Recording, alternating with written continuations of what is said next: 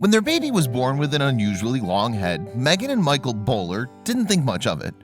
Their first child had a large head at birth too, and she'd been perfectly healthy. However, when their son was 2 months old, doctors gave his family a worrying diagnosis. In 2014, Megan and Michael were already the proud parents of one little girl. Furthermore, they had another baby on the way, and this time they were presumably excited to be expecting their first boy. The couple welcomed their son on July 16, 2014. They called him Matthew and noted his bubbly personality. They drank in his features and were delighted to note that he shared a likeness with his big sister. Except there was one obvious difference. While Matthew's siblings' head had been large and round at birth, his was long and narrow. Furthermore, he sported a distinctive furrow in his brow. His parents couldn't help note the unusual shape of their son's cranium. When a baby's born, they have soft spots at the top of their head, known as fontanelles. These allow the malleable skull to move during labor, enabling it to fit through the birth canal. As a result, newborns' head shapes can sometimes look a little strange. With this in mind, Megan and Michael didn't think Michael's head shape was anything to worry about. We definitely thought it looked a little unusual.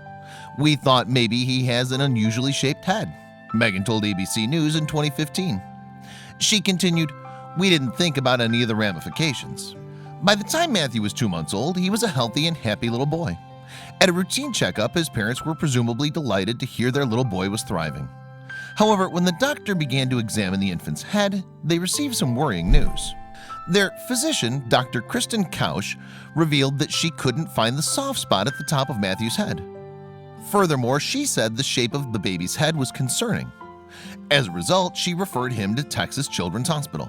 It was Kausch's belief that Matthew had craniosynostosis and would need to undergo surgery. The condition affects a baby's skull, causing it to fuse together before the brain is fully formed. According to the National Center for Biotechnology Information, craniosynostosis affects 1 in every 2,000 to 2,500 live births every year. If undetected, children with the condition may go on to experience headaches, delayed development, eye problems, and pressure on the brain. Understandably, Matthew's diagnosis was a worrying one for his parents. It seemed like time slowed down, and I could feel my heart beating in my throat, Megan explained in a 2015 blog post on the Texas Children's Hospital website. The concerned mom added, "What had been an ordinary checkup had just turned very serious. Dr. Kausch was very calm and explained to me that this was serious but not life-threatening, and that he needed to get in to see him as soon as possible." So before Megan and Michael knew it, they were sat in front of Dr. Sandy Lamb at Texas Children's in Houston. It was then that the pediatric neurosurgeon broke some serious news to Michael's parents. She told us that his sagittal suture had fused and that it would require surgery to correct, Megan revealed. Consequently, a medical team scheduled Matthew's procedure for just 10 days later. Because of the baby's age, surgeons could use a less invasive endoscopic method. This way, all they had to do was make 2 small incisions. Then they could remove some bone and create Matthew's missing soft spot. Recalling the day of Matthew's surgery in October 2014, in 2015, Megan told People, "It was one of the hardest things we'd ever done. That feeling of handing over your little baby to an anesthetist was scary. We handed him over, said a prayer, and went to the waiting room."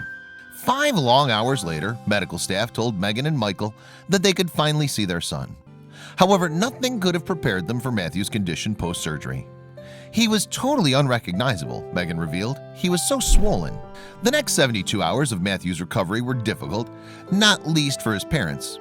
"He was inconsolable for a brief period," Megan revealed. "That was so hard. No parent can prepare for how that feels." However, before long, Matthew was back to his happy, smiling self. After the procedure, the infant spent 4 months wearing a corrective helmet, and while this period was difficult for his parents, it didn't seem to faze Matthew at all. Speaking to ABC News, Megan explained, "The months of helmet therapy were hard on me, but he took it all in stride. He has low muscle tone in his torso, which I found is not unusual for kids with craniosynostosis. He's currently doing physical therapy and making great progress." As Matthew prepared to celebrate his first birthday, he was fighting fit. He no longer needed his helmet and was much like any other child his age. He loves people and loves to laugh and talk. Most people, when they meet him, have no idea what he's been through, Megan told ABC News. However, Matthew's parents were eager to highlight that things could have been different if doctors hadn't caught his condition early. "If there's a family out there who's looking at their baby and is concerned about the shape of his head, We want them to know they should ask their doctor to get their child evaluated," Meghan said.